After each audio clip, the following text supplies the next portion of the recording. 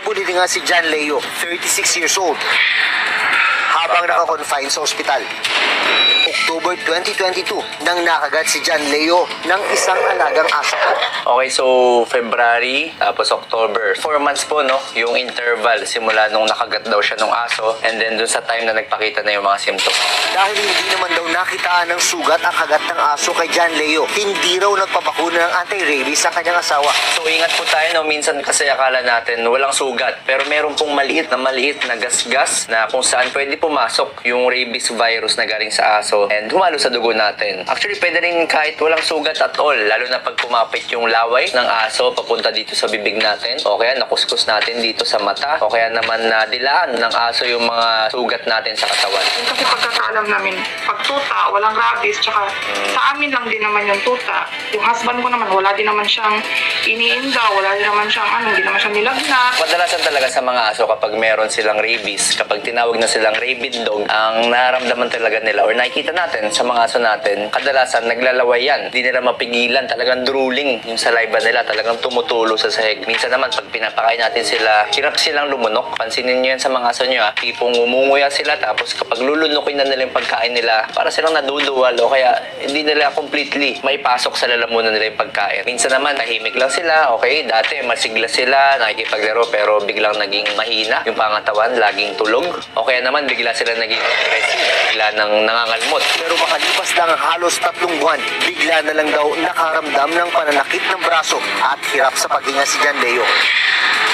Okay, so ganun kadalasan yung tagal, no, nung interval bago magpakita yung mga simptomas ng rabies. So ito, kay sir, 3 months nagpakita. Pero pwede mix up to 1 week. So kunyari, today ako nakagat, pwede ako magpakita ng symptoms after a week, after 7 days. Or pwede rin yan tumagal up to 1 year. So depende po. Sinugod pa siya sa ospital, pero habang inoobserbahan ng mga doktor, unti-unti raw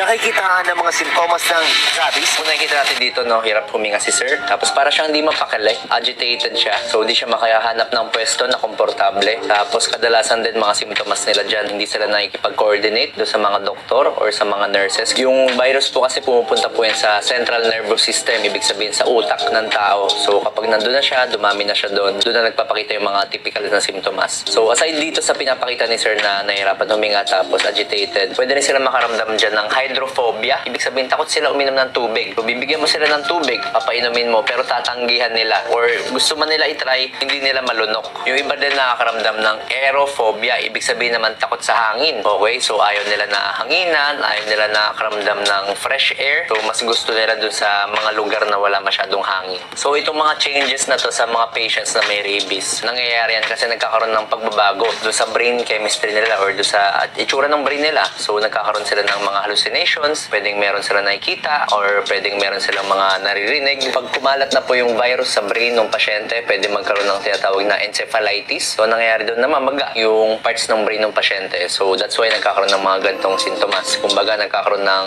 neurological changes sa brain ng pasyente. At takot sa tubig at hangin. Kaya, Tapos hindi niya makontrol yung yung galaw niya. Sabi niya ano to? Anong nangyayari? Sabi ko, hindi ko rin alam. Tapos sabi niya sa nurse, buhayin niyo ako. May mga anak pa kami. After nun, wala na. so actually, medyo pangit talaga, no, yung nagiging sitwasyon ng mga pasyente pag nagkaroon ng rabies virus kasi hindi nila alam yung nangyayari sa katawan nila, hindi nila gusto yung nangyayari sa katawan nila. So, takot sila sa tubig, takot sila sa hangin, tapos hindi sila mapakali. Tapos, on the back of their mind, hindi nila alam ba't sila nagkakaganon, pero ganun yung pinapakita nila. Dahil sa mga sintomas na ipinakita ng asawa, kinulong na si John Leo sa isolation room ng ospital. Huli na raw nang malaman nila, Jonalyn, na positibo ang kanyang asawa sa rabies. Hindi ko na ba ma-explain? Yung iba na yung mata niya, tumitirik na.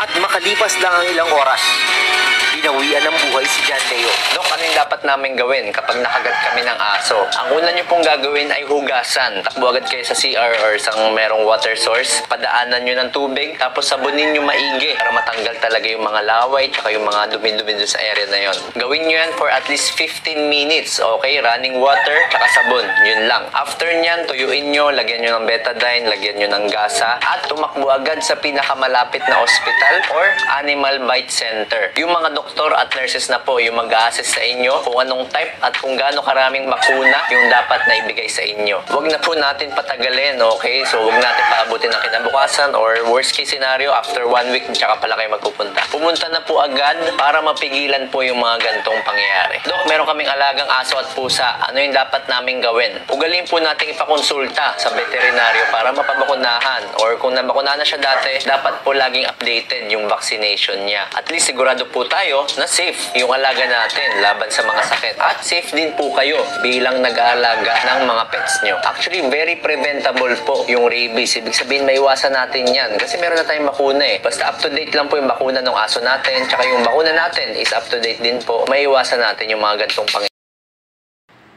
Ingat po tayo guys sa mga alaga nating aso or pusa dahil may rabies. Di po natin alam kung may rabies po yan or wala. Maganda po ipatingin po natin sa doktor o ipa-injectionan po natin ang mga alaga nating aso or pusa. Dahil po once na nakagat ka po niya na hindi mo pina-injectionan sa doktor yung kagat mo, pwede po yang umakyat ng dahan-dahan papunta sa brain mo. Pwede po palang maging aso ka rin or pusa. Kala ko po dati gawa-gawa lang yan. Totoo po pala yan.